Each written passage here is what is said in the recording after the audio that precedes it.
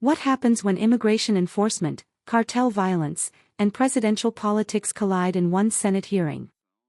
Today, a heated exchange between Senator Lindsey Graham and Attorney General Pam Bondi explodes into a national debate. From sanctuary cities like Chicago, to violent cartel crimes, to claims that America's justice system is being weaponized against political opponents, this wasn't just questioning. It was an accusation. Was law enforcement blocked, or politicized? And who pays the price? Here's what really happened, and why it matters. Good morning. Good morning. Thank you. So I want to make sure I got this clear. If a Democrat or a Republican senator has a problem with a grant that's been canceled or reduced, you would be glad to talk to them. Yes, Senator, and I have been doing that as well. There have been Democratic members who called you, They have spoken to my office, yes, Senator. and you've tried to respond. On either side of the aisle, of course, if it has anything to do with law enforcement or victims, And that includes Senator Durbin. If he's got a problem, he can call you and you'll try to respond. absolutely. Thank you. How many illegal immigrants are in Chicago? Ooh. Does anybody know? I do, countless. What we have seen since January 20th, Senator Graham, is a 1,000% increase in violent attacks against our ICE officers. Right. But I just want to know, is there like 10 or 100,000? Does anybody know? There have been multiple, and we have made multiple arrests, of course, involving violent gangs in Chicago, throughout Illinois. Right. So the only reason I ask that is Chicago is a sanctuary city. Do they help ICE deal with illegal immigration, or they're a sanctuary city? Do you know?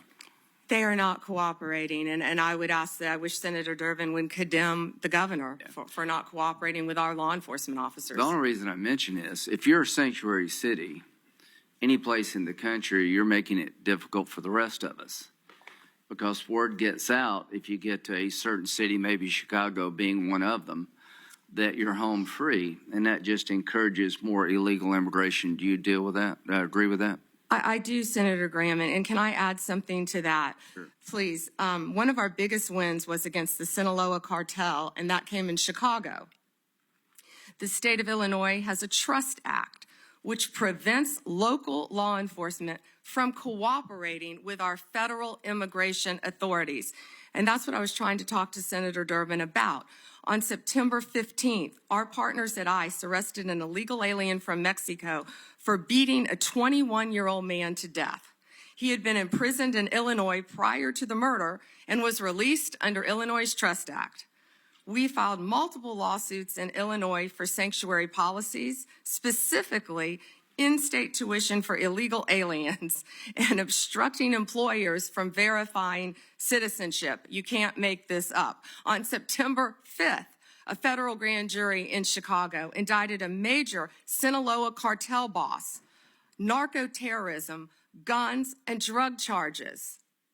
On July 11th, we announced a guilty plea for Ovidio Guzman Lopez. You may know him as the son of El Chapo, one of the worst narco-terrorists in the world. In the world, Senators. Chicago. In Chicago. He entered a guilty plea to drug conspiracy and 2 counts of knowingly engaging in a continuing criminal enterprise in the state of Illinois. I could continue with fentanyl. I could continue with child predators in Illinois. Well, thank you. I think I've seen numbers over 100,000. So Chicago and other sanctuary cities, you're making it harder for us to deal with illegal immigration by doing what you're doing. And I am glad President Trump is trying to change those policies. And if you need the National Guard to bring order out of chaos, so be it from my point of view. Now let's get back to the topic sort of at hand here about how the law is being used politically. In September 2022, Attorney General James from New York basically said in a campaign that she would go after Trump, his business transactions, and his family with full force. November the 15th, 2022, Trump announces his candidacy for president. November 2022, 3 days after Trump announced his re-election campaign, Jack Smith was appointed by Garland to be special counsel to look at classified information, document mishandling, and trying to undermine the 2020 election. In March, President Trump was indicted in Manhattan of 2023, just after announcing 34 felony counts. And what they did is they took misdemeanors and turned them into felonies by using a legal theory that no one in the history of Manhattan had ever been charged with. June 2023, a federal grand jury in the District Court for the Southern District of Florida indicted President Trump on 37 charges regarding classified information. Now, all I can say is that taking a hammer to a hard drive in bleach bit apparently doesn't make the cut. Having documents in the garage of President Biden doesn't make the cut. In August of 2023, he was indicted yet again regarding the 2020 election. So all I can say is that in September 27th, Jack Smith's team asked for my phone records and 7 other senators. Now that's just the 2024 election. Comey, are you aware of the fact that in August, Comey, then director FBI, August of 2016, was in a meeting at the White House where it was discussed that by Brennan, then CIA director, that there was intelligence that maybe the Clinton campaign was trying to cook up a narrative that Trump was a Russian asset? Senator, I believe that has been reported publicly, but I cannot comment on that. Okay, well, I'm just telling you. Now, this is a campaign for president in 2016. In July, they open up Crossfire Hurricane. In August, they have a discussion in front of President Biden that there's intel that maybe this is generated by his political opponent. Nothing happened. In September, are you aware of the fact that the intelligence community sent a memo to the FBI director detailing intelligence that suggests it's Clinton's campaign is behind the idea that Trump is colluding or cooperating with the Russians? Senator, I believe that has been reported. And that was addressed to the FBI director and Mr. Strzok, this memo. Are you aware that he told this committee, I don't recall that, the FBI director? Senator, I can't discuss anything. Well, I can tell you this. What the hell would you recall? You're the sitting FBI director. There's a campaign for president going on. You've opened up an investigation believing that the Republican candidate may be a Russian asset. And now all of a sudden, less than a month later, 2 months later, you have 2 inquiries, 2 events to suggest it may be his political opponent. Did anybody in the FBI inform the FISA court or anyone else about this activity that you know of? I can't discuss that matter, as you know, Senator Graham. Should they have? Is there a requirement by law enforcement to tell the court if their warrant is being sought or a defendant that there's exculpatory information out there about you?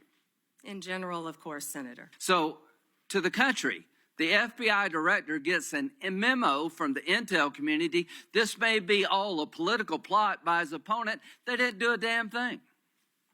Are you familiar with the Steele dossier? Yes, Senator. That was a dossier prepared and paid for by the Clinton campaign. Are you aware that it was that document was used to get a warrant on 5 different occasions against Carter Page, an American citizen? Yes, Senator, and that has been reported. Are you reported. aware of the fact in February 2017, after Trump is president, the person who gave Christopher Steele the information, the Russian guy, told the FBI, the information I provided you was all bar talk. hearsay and not reliable. Are you aware of that? Yes, Senator. Was there ever an effort by the FBI to tell the FISA court about evidence that the man who helped prepare the document retracted his statement? I can't discuss that, Senator. Should there have been? Can't discuss that. You wonder why we're looking at Comey? Give me a break. Why are we looking at Comey? Because he ran an FBI and personally knew about exculpatory information and let it slide. How in the hell can two FBI agents interview a man who says the document you're using? This exchange between Senator Lindsey Graham and Attorney General Pam Bondi reveals two deeply connected national fault lines: immigration enforcement and trust in federal law enforcement. On immigration, Bondi argues that sanctuary policies, specifically Illinois' Trust Act, actively obstruct federal authorities. She cites cartel prosecutions, violent crime, and the release of repeat offenders as evidence that non-cooperation isn't symbolic, it has real consequences. Graham reinforces this point by framing sanctuary cities as magnets, places where illegal immigrants believe they can avoid federal enforcement, increasing strain nationwide. But the hearing takes a sharper turn when Graham shifts from immigration to political accountability. He draws a timeline suggesting unequal treatment. Trump prosecuted aggressively, while figures like Clinton and Biden avoided similar legal consequences. His argument is not just about Trump, it's about precedent. Graham suggests that when law enforcement appears selective, public trust collapses. The FBI's handling of the Steele dossier, FISA warrants, and ignored exculpatory evidence forms the backbone of that concern.